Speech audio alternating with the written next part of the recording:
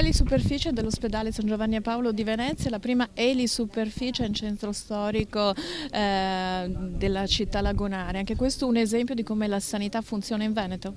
Ma è anche del fatto che noi la parola la manteniamo. Avevamo promesso ristrutturazione della sanità della città storica e lo stiamo facendo. Siamo coscienti del fatto che abbiamo due fattori importanti. Primo, che i cittadini hanno tutti diritto, da nord a sud, da est ad ovest, in Veneto, di essere curati nella maniera migliore e uguale per tutti. Due, che Venezia è anche una vetrina internazionale che non si può permettere figuracce, per cui oggi possiamo dire che per la prima volta nella storia c'è un'elisuperficie, l'abbiamo realizzata noi, se questa è una colpa.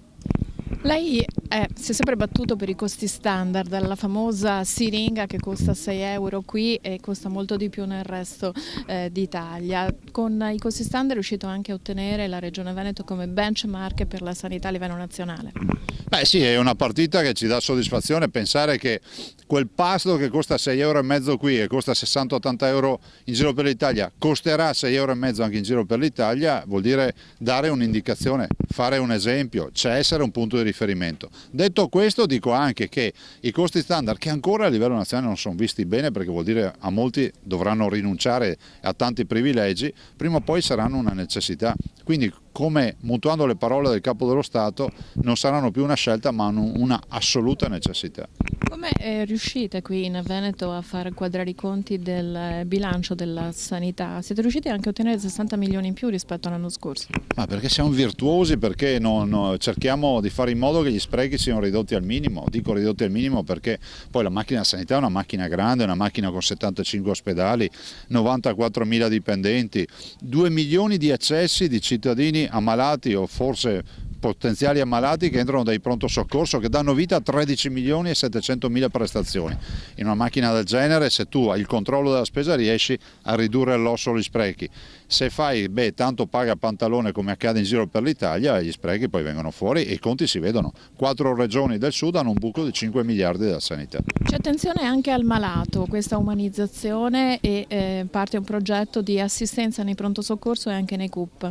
Lei dice bene, la sanità, al di là dei protocolli, dei professionisti che sono eccezionali, di molte leadership che noi abbiamo come sanità a livello nazionale e internazionale, diciamo che poi alla fine l'umanità è il grande differenziale, perché noi non abbiamo un prodotto che è un prodotto misurabile, freddo, meccanico, ci occupiamo della salute dei cittadini. I cittadini a volte sono molto malati, a volte meno ammalati, a volte sono ipocondriaci, a volte non lo sono, e lì ci vuole qualcuno che viva la sua professione come una missione. Ma è il caso di dirlo, non a caso quando un medico si laurea fa il giuramento a Ippocrate, quel giuramento è chiaro, no? Cioè tu lo fai perché per te è una missione. Come avete risolto il problema, se l'avete risolto, delle liste d'attesa? Lavorando con gli ospedali aperti di notte, aprendo il lunedì, il mercoledì, il sabato e la domenica dalle 20 alle 24. Gli ospedali, quindi macchine lavorano di più e i risultati si sono visti. Vorrei dire a tutti che una mammografia urgente in Veneto la si fa in 48 ore, ma non a pagamento, nel pubblico in maniera normale.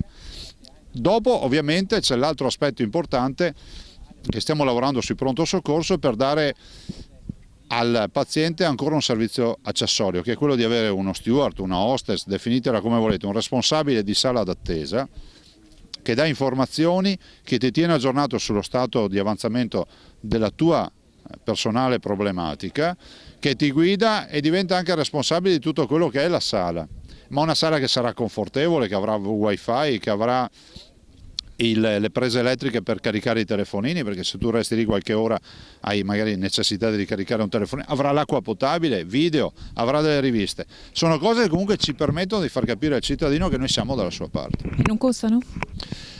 Tutto costa, questo è un investimento, perché assistere il cittadino è un investimento, poi non stiamo parlando di cifre astronomiche, sarà una grande occasione anche di creare nuovi posti di lavoro, visto e considerato che io spero che i direttori mi ascoltino e assumano magari i neolaureati in medicina che potrebbero turnarsi, fare 6 mesi, un anno e star lì, intanto conoscono pazienti, no? Parlano con i codici bianchi, con i codici verdi, magari i rossi no perché entrano direttamente, però è un'occasione anche per capire che si inizia sempre dal basso. Quando ci si cura si può farsi curare da qualsiasi parte in Italia e anche all'estero adesso. L'eccellenza della sanità veneta può attirare malati, pazienti e quindi fondi?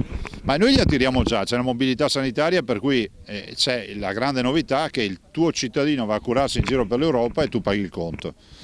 Quindi i veneti che vanno in giro per l'Europa hanno il conto pagato dal Veneto e viceversa. Noi siamo attrattivi, questo lo si sa, portiamo cittadini e pazienti nei nostri ospedali, li portiamo già da parecchi paesi europei e li portiamo anche dall'Italia, perché molte regioni che sono piene di debiti, che curano male e poi esportano anche a malati. Nessun caso di malasanità, nessun neo in questo quadro che sembra tutto roseo? Beh, guardi, qualche guaio c'è sempre, ma le ripeto, 75 ospedali, 94.000 dipendenti, 2 milioni di accessi pronto soccorsi, solo per darle alcuni dati ci fanno capire che insomma c'è sempre qualcosa che non funziona, però è altrettanto vero che la qualità totale resta per noi un obiettivo, come accade in azienda, cioè puntare alla qualità totale. Poi fa più rumore una pianta che cade e una foresta che cresce, però è altrettanto vero che io invito i cittadini a concentrarsi su questa foresta silenziosa che cresce, che è quella dei nostri uomini e donne della sanità, che sono eccezionali. Poi dico sempre, se qualcuno è proprio convinto che la sanità del Veneto non funziona, le altre regioni sono a sua disposizione per farsi curare.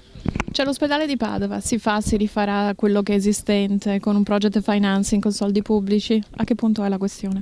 Guardi, io la ringrazio per questa domanda. L'ospedale di Padova è certificato che si farà. La procedura è già avviata. La stazione appaltante è il dottor Claudio Dario, ovvero azienda ospedaliera, e abbiamo un proponente, il progetto è ancora sigillato come prevede la legge. Arriveremo molto probabilmente alla volta di giugno, quindi tra qualche mese, alla dichiarazione della pubblica utilità e quindi partirà il percorso che poi arriverà all'identificazione di chi vincerà questa gara, una gara importante, sono 650 milioni di euro, l'inizio dei lavori, il cantiere, la fine dei lavori, l'inaugurazione e ovviamente i pazienti che entrano. Tutti i soldi pubblici o project financing anche? Guardi, io dovrei dire tutti i soldi pubblici perché sono soldi nostri che dobbiamo chiedere a Roma, sono 650 milioni. La quota parte di quello che non è pubblico la chiederemo ovviamente sul libero mercato ai privati, funziona così.